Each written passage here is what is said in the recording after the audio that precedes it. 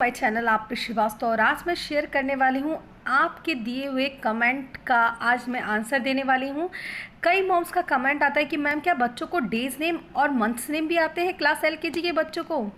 तो यस, आज मैं बताने वाली हूँ कि आते हैं या नहीं आते। जी हाँ, क्लास एलकेजी के बच्चों को डेज और मंथ्स नेम आते हैं, जो कि ये है मेरी डॉटर की बुक। यह है क्लास एलकेजी की बुक और यहाँ पे मैं आपको दिखाती हूँ कि इसकी बुक में ये देखिए 13 लेसन डेज एंड मंथ्स। तो बच्चों को डेज एंड मंथ्स नेम आते हैं। तो अगर आपका कन्फ्यूज़न है कि क्लास एलकेजी के बच्चों को डेज और मंथ्स नेम नहीं आते होंगे, ये तो बहुत छोटे बच्चे हैं, ये राइट नहीं कर पाएंगे, तो आप गलतफहमी में हैं। क्लास एलकेजी के बच्चों को डेज और मंथ्स नेम आते हैं। अगर आपने अपने बच्चों को डेज और मंथ्स नेम नहीं कराया है तो अब अपने बच्चों को आप डेज और मंथ्स नेम कराना स्टार्ट कर दीजिए, क्योंकि डेज और मंथ्स नेम बच्चों को आते हैं। तो आप कैसे कराएंगे अपने बच्चों को डेज और मंथ्स नेम लर्न कराना? बहुत ही आसान है।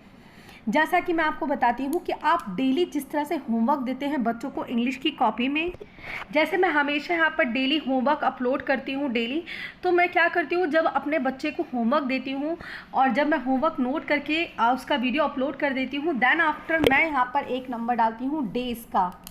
तो आप क्या कीजिए, बच्चों को डे राइट कर देंगी और एवरी डे जो डे होगा वो यहाँ पर जब बच्चा अपना होमवर्क डन करने जाएगा वो इस डे को नोट करेगा और डेट आप ज़रूर डालिए, क्योंकि डेट डालना बहुत ज़रूरी होता है। इस तरह से हमें पता चलता है कि हमारा बच्चा की स्टडी, हम हर डेट में अपने बच्चे को स्टडी कराते हैं। तो जब भी आप इंग्लिश का होमवर्क कराते हैं उस समय आप डे की लाइन को रखिए और डे राइट कराइए बच्चों को। तो इससे भी आप बहुत इजी वे में बच्चों को डेली डे की प्रैक्टिस करा सकते हैं। अब आप किस तरह से बच्चों को डे लर्न कराएं, वो एक एक वर्ड लेके, जैसे कि एक दिन संडे पढ़ाइए, एक दिन मंडे, एक दिन ट्यूसडे, मतलब 7 डेज़ है। 7 डेज़ में 7 वर्ड्स बच्चों के संडे मंडे डेली 7 डेज़ को आराम से कराइए। पहले राइट कराइए, उसको रिकोगनाइज करने दीजिए स्पेलिंग को कि SUNDAY संडे होता है, MONDAY मंडे होता है, TUESDAY ट्यूसडे होता है। पहले मतलब कि आपको एक एक वर्ड बच्चे को राइट करके देना है और बच्चा उसे होमवर्क में 2 बार भी राइट करता है, 3 बार भी राइट करता है। मैं नहीं कहूँगी कि 1 पेज डेली वो राइट करे इस चीज़ को, नहीं।